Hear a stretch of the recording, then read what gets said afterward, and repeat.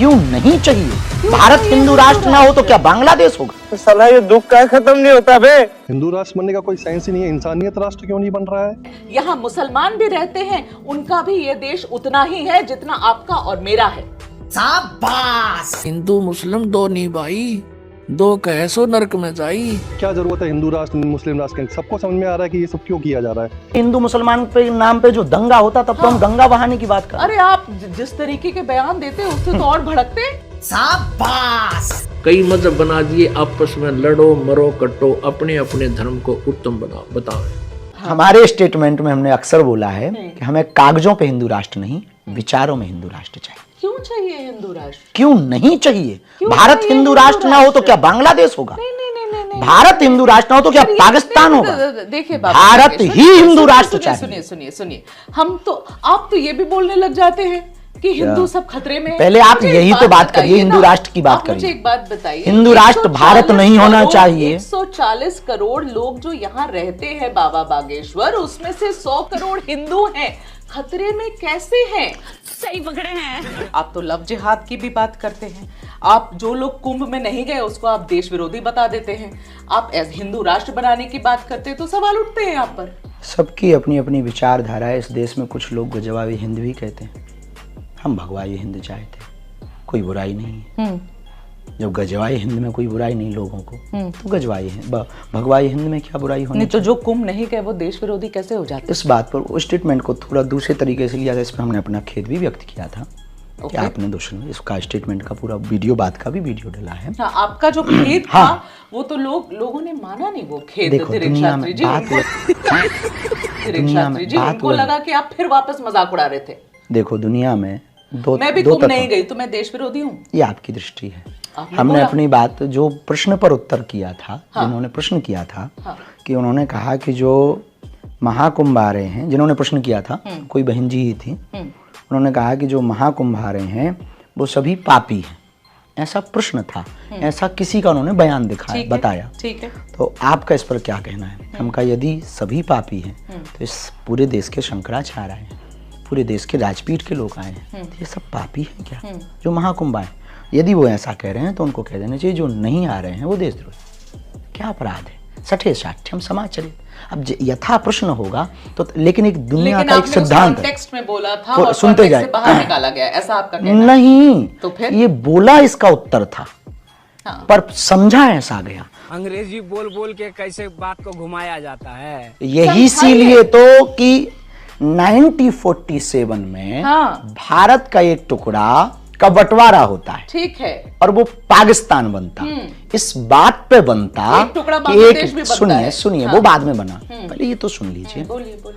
आपको ना यही आदत है 5वीं बार कह रहे हैं। यदि आप बोलेंगे तो टोकेंगे तो हम हर बार टोक रही हूं बाबा, बोलिए। तो 1947 में इसलिए वह टुकड़ा पाकिस्तान बना क्योंकि एक विशेष मजहब के लोगों ने मांग की कि हमें अलग जमीन चाहिए। अब वो विशेष मजहब था इस्लामिक लोग, उन्होंने मांग की, जिन्ना ने लीडरशिप उठाई, और एक टुकड़ा बट गया और वो पाकिस्तान बना। ठीक है, अच्छा, जब एक टुकड़ा विशेष मजहब की मांग पर पाकिस्तान बन सकता इस्लामिक धर्म को मानने वाले लोगों का, तो शेष बचे हुए टुकड़ों को, बचे हुए टुकड़ा यानी भारत को, इतने विशाल हृदय का था, बट गया, ठीक है। अब बचे हुए भारत में ज्यादातर हिंदू ही रहते हैं, बिल्कुल 80% प्लस ही रहते, तो हिंदू राष्ट्र क्यों नहीं वो हो जाना चाहिए? क्योंकि यहाँ और भी लोग रहते हैं, वो नॉन एग्जिस्टेंट हो जाएंगे क्या? ऐसे लोग वो ऐसे गायब हो जाएंगे क्या? ओमान नहीं, हमारे हिंदू राष्ट्र में मुसलमानों को भागने की आवश्यकता नहीं,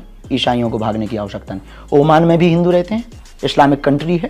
दुबई में भी हिंदू रहते हैं, और 72 देशों के लोग रहते हैं, तो वहां भी हर परंपरा के लोग रहते हैं, लेकिन इस्लामिक कंट्री है। इसी भारत यदि हिंदू राष्ट्र हो तो सब रहेंगे, क्या दिक्कत? तो हम मतलब जो हमारा कॉन्स्टिट्यूशन है उसमें बाबा बागेश्वर को जरा भी उस पर विश्वास नहीं है। आपका भर कॉन्स्टिट्यूशन क्यों? आपका भर कॉन्स्टिट्यूशन, हमारा कॉन्स्टिट्यूशन में, हमारा भी संविधान है, हमारा, हम भी भारत के, हम विदेश के नहीं जी। वर्ड सेक्युलर है, सेक्युलर शब्द जोड़ा गया है, तो जो जोड़ा गया तो जोड़ा गया है ना कॉन्स्टिट्यूशन तो है, तो बाद में सुधार भी तो हो सकता है। हिंदू राष्ट्र क्यों करते हैं? क्यों नहीं चाहिए? आप ये बताइए क्यों नहीं चाहिए? क्योंकि यहाँ क्रिश्चियन भी रहते हैं, हिंदू राष्ट्र से क्या क्रिश्चियन भग जाएंगे? रहते हैं, यहाँ मुसलमान भी रहते हैं, उनका भी ये देश उतना ही है जितना आपका और मेरा है। शाबाश। ये बात से आप नकारेंगे? इसीलिए हम अब्दुल कलाम को सलूट करते हैं, इसीलिए रस खान के दोहे भी गाते हैं, उनको वो भी हिंदू राष्ट्र मानते तब भी हम हैं। चाहेंगे। परेशान कर देते हैं आप, बाकी आप लोग परेशान हो रहे हैं। परेशान कर देती हैं। यदि वो परेशान हमारी बातों से होते हैं तो होते रहना चाहिए, होते रहना चाहिए, बिल्कुल होते रहना चाहिए। यदि उनको लगता है कि ये बात गलत है, आपने आप अभी तो हमारे संत है ना, हम संत हैं, आपसे इसीलिए तो लोगों ये को- बात कह रहे आपसे तो हैं। लोगों को शांति आनी चाहिए इसीलिए उनके तो हम जीवन में। आप दंगा, परेशान इसीलिए तो करेंगे इस उन्हें। देश में हिंदू मुसलमान पे नाम पे जो दंगा होता, तब तो हम गंगा बहाने की बात कर रहे हैं। अरे आप जिस तरीके के बयान देते उससे तो और भड़कते, तो लेने के देने पड़ गए। बयान देते उससे तो और भड़कते। पता नहीं कैसे भड़कते, हम तो एकता की पदयात्रा निकाल रहे हैं। हिंदू राष्ट्र करके एकता की वो तो पदयात्रा होता ही निकालते हैं रहेगा, आप। जब तक जिएंगे तब तक हिंदू राष्ट्र की बात होगी। और इस देश का 80 करोड़ हिंदू की मांग है, और इस देश का रहने वाला आपको पता है हिंदू- ना कि कुछ नहीं होगा?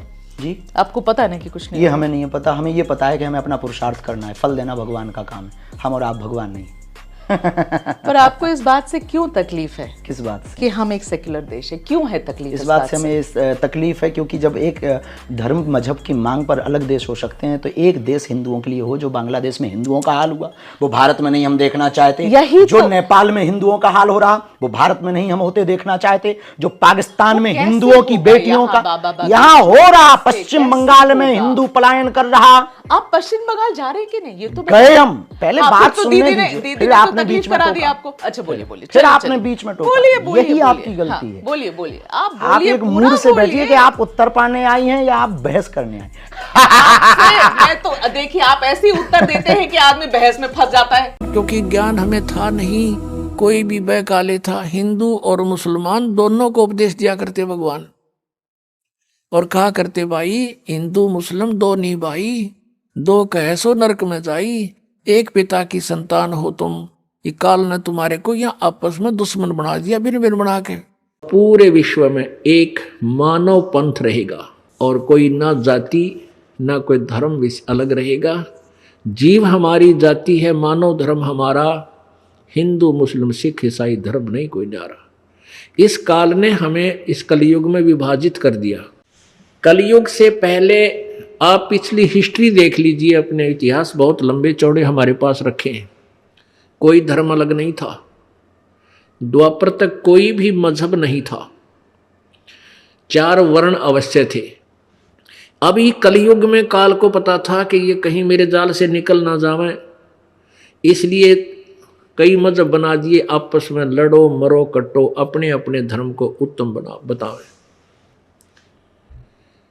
कहते हैं कोई एक है मारा राम बड़ा है, कोई एक है मारा राम बड़ा है, कोई एक है खुदाई रे, कोई एक है ईसा मसीह बड़ा है, ये बाटा रहे लगाई रे, कोई कहे ईसा मसीह बड़ा है। कहते इस प्रकार ये अलग अलग से बाटे बैठे हैं। कोई नो कहे हमारा राम बड़ा है, दूसरे कहे हमारा खुदा बड़ा है, कोई कहे ईसा मसीह बड़ा है। कहते नो बाटे बैठे अलग अलग से। हिंदू धर्म क्यों बना? हिंदू धर्म यूं बना कि आर्य लोगों में महाभारत के बाद त्रुटि आ गई, क्योंकि ना जाने कितने दुनिया मर गई थी। 18 करोड़ तो कौरव और पांडव की सेना मर गई, और 56 करोड़ यादव मर गए आपस में लड़के। अब हिसाब लाओ, अरबों की आबादी विनाश हुई, और फिर उनसे संबंधित जो रिश्तेदार थे वो विचलित हुए। प्राकृतिक आपदाएं आई, जिसके कारण नास्तिकता की तरफ आर्य लोग चल पड़े। फिर उस समय जैसी समझ में आई, जिन महापुरुषों ने इस समाज को फिर स्वच्छ बनाने की चेष्टा की, और आने वाले समय में इन मनमुखी जो बाद के संतों ने अपनी रोजी रोटी का ऊपर इस मजहब को इतना परेशान कर दिया। कभी कहते हैं तूने इधर पेशाब कर दिया इसलिए हानि होगी, कभी कहता है इधर मुंह करके पहला कदम रख दिया इसलिए तुझे नुकसान हो गया, यानी इतना बांध दिया इसको। इसके बाद इसमें त्रुटियां आ गई। उसके बाद क्या होता है कि बाबा आदम का जन्म हुआ। बाबा आदम कौन थे? ये ब्रह्मा जी के लोक से आई हुई एक पुण्यात्मा थी। और ये कौन थे? ये राजा ऋषभ देव जी हुए हैं, जिनसे जैन धर्म प्रारंभ हुआ, ये ऋषभ देव जी की आत्मा बाबा आदम पे, क्योंकि हमारे संस्कार एक दूसरे में रले मिले हैं। हम पहले अलग नहीं थे। 3 युग का हिसाब लगा लो, चाहे कोई हिंदू या मुसलमान, सिख या ईसाई कोई मजहब बना होता है, इसलिए हमारे सब पूर्वज एक हैं और हमारे संस्कार एक दूसरे के साथ युगों के जुड़े हुए हैं। तो आज हम हिंदू हैं, कल हम मुसलमान के घर जन्म लेंगे, कोई फाउंडेशन नहीं है, ये तो आपकी अपनी बनाई हुई सीमा है, भगवान की नहीं। अब उसके बाद चलते चलते क्या हुआ कि ईसा जी का जन्म हुआ। ईसा जी ने यही क्रिया की, पूजा जो आन उपासनाएं थी वो बंद करवाई, बीड़ी शराब मांस तंबाकू अपने उन अनुयायियों का बिल्कुल बंद करवा दिया था ईसा जी ने, कि भी मृत्यु बेशक हो जाए पर मांस, बीड़ी शराब मांस तंबाकू छूना तक नहीं है अगर भक्ति चाहिए तो। और यही धार्मिकता का पहले लक्षण है। उसके बाद ईसाई धर्म में फिर त्रुटियां आ जाती है काफी समय हो जाने से। फिर हजरत मोहम्मद जी का जन्म हुआ और हजरत मोहम्मद ये भगवान शिव के लोक से आए थे। एक अच्छी आत्मा थी, पिछले जन्म जन्मांतर के ऋषि थे और फिर भक्ति की कसक थी और ये भी फिर अपना जैसी साधना इसको प्राप्त थी लगे हुए थे। बाद में फिर एक जिब्राइल नाम का रिश्ता अब काल प्रेरणा से उनके पास आया, उनको फिर भक्ति मार्ग अपना हिसाब से बताया कि एक प्रभु की भक्ति करनी चाहिए और नहीं करनी। ऐसे ये हमारे मजहब बन गए। काफी समय उपरांत सिख धर्म, वैसे तो गुरु नानक देव जी से लेकर जो 10 सच्चे बादशाह हुए हैं तो 9 तक तो कोई मजहब था ही नहीं। 10 में गुरु गोविंद सिंह जी ने भी मजहब नहीं, एक मजबूरी बन गई थी उनकी। क्या हो गया था कि मुसलमान लोग हिंदुओं को जबरदस्ती मुसलमान बना रहे थे। और मुसलमान हिंदुओं को मुसलमान क्यों बना रहे थे, उन्हें क्या शौक था, उन्होंने अपनी पूजा को जो वो कर रहे हैं, क्या कर रहे हैं कि हजरत मोहम्मद जी को जब्राइल देवता एक फरिश्ता आया और उसने कहा कि ये और बुत मूर्ति पूजा बंद करो, अन्य देवताओं की पूजा मत करो, एक प्रभु की आराधना करो। इस करके उन्होंने ये लिखा, अब दिखाऊंगा आपको कुरान शरीफ में लिखा कि जो एक परमात्मा ने छोड़कर आन उपासना करते हैं देवताओं की, फरिश्तों की, दूसरों की, वो तो काफिर कहा है, वो तो मूर्ख आत्मा। जैसे गीता जी में आपने 7वें अध्याय के 12 से लेकर 15 श्लोक पढ़ा था कि ब्रह्मा विष्णु महेश और नीचे के जितने भी देवता हैं इनकी पूजा मूर्ख लोग करते हैं।